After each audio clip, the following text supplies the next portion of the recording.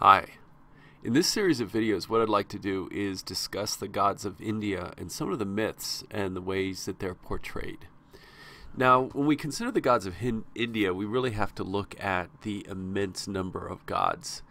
There are actually over 10 million gods in the Hindu pantheon. The pantheon just refers to the collection of gods. And so, when talking about these gods and all these different gods and all these different stories, realize that there are different forms of the same god. There are different versions of different stories about the same god. And so I don't think I will get to all 10 million gods. I'll narrow it down a little bit when I discuss these.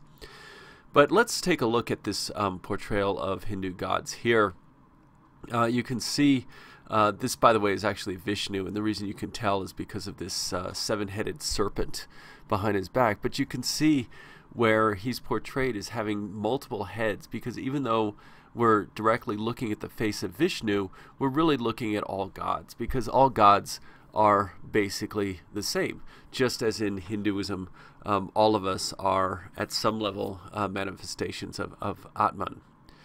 So even though we're going to talk about these gods as being separate, realize that they are all different aspects of the same divinity.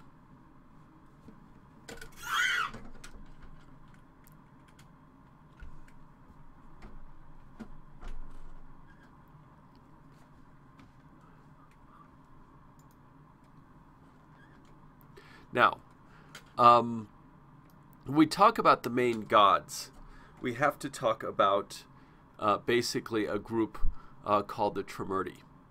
The Trimurti is basically the three main gods.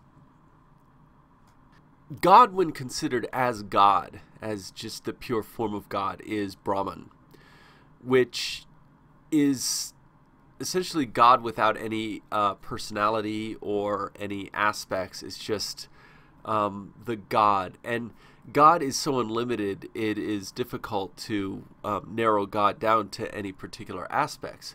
And so Brahman then is divided into three different main aspects, which are Brahma, and the word Brahma and Brahman are related. Brahma is the creator god. We have Vishnu, who represents preservation, and Shiva, who represents destruction or change. And I'll go through these a little bit more detail in a few minutes.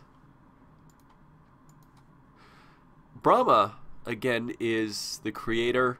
He's not referred to as often as the other gods.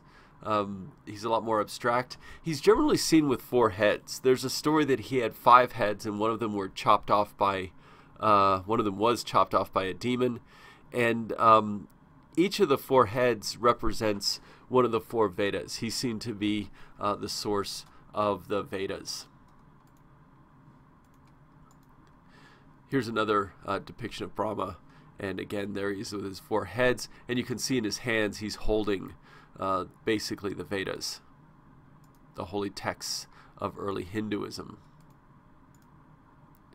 Now Vishnu is the preserver. He represents the force of preservation, and he's generally shown with these snakes above his head. They're the cosmic primordial snakes. He's actually the one who is associated with the flood myth. He's the one who came and helped the Noah figure find land. You can see in his finger here is something called a yoni, which is basically representative of the female sexual organ or female reproduction, and this is a club which represents warding off evil.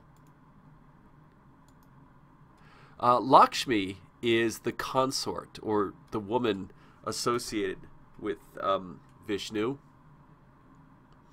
and she's usually representing wealth and royalty. As a matter of fact, she's usually called Sri Lakshmi, and Sri is a it represents a kind of nobility.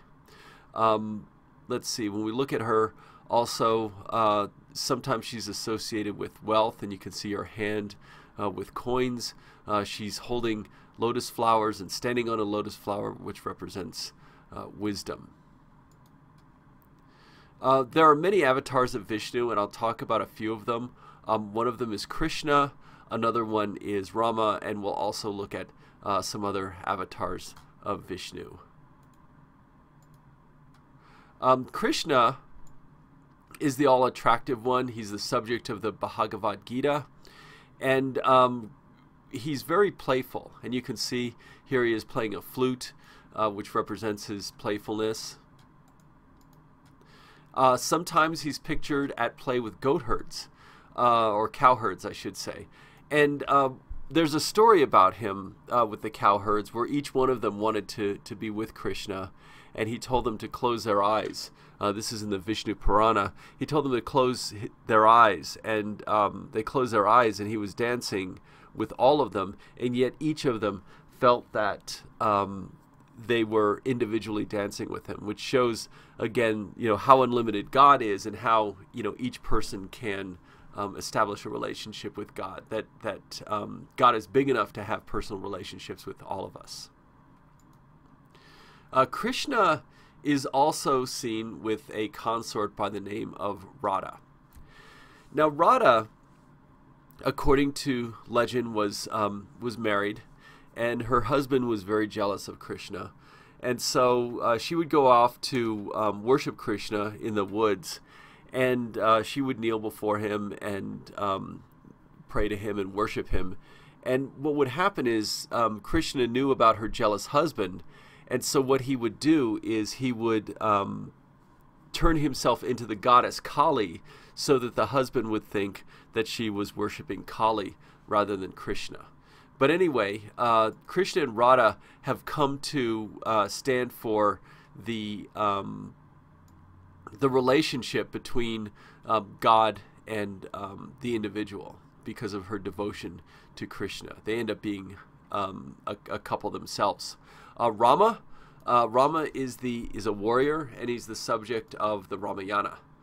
In the Ramayana, it's a very long work, but Rama is basically, or Rama's father, I guess, is tricked by one of his father's wives into sending Rama into exile, and Rama, being the dutiful son, goes into exile.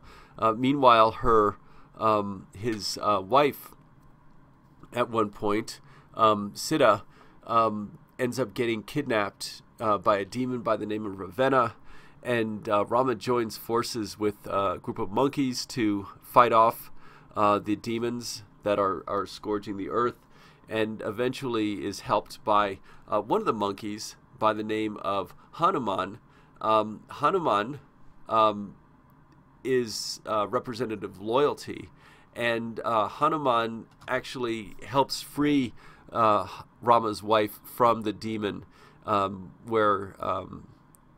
the castle where she's being held. And so Hanuman, the monkey god, represents loyalty and devotion.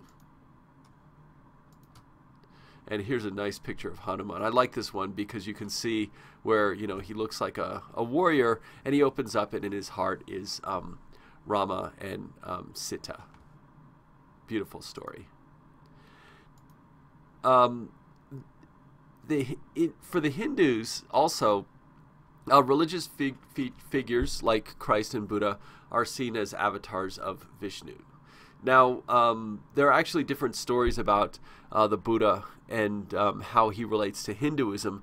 Realize, too, that Buddhism is its own separate religion, and they have a whole different perspective on the Buddha. But from the Hindu standpoint, the Buddha was sent either to trick or to question Hinduism, and he represents the god Vishnu. All right, now this is the first set of gods. In the next video, what I'm going to do is I'm going to talk about the various avatars and incarnations of the god Shiva.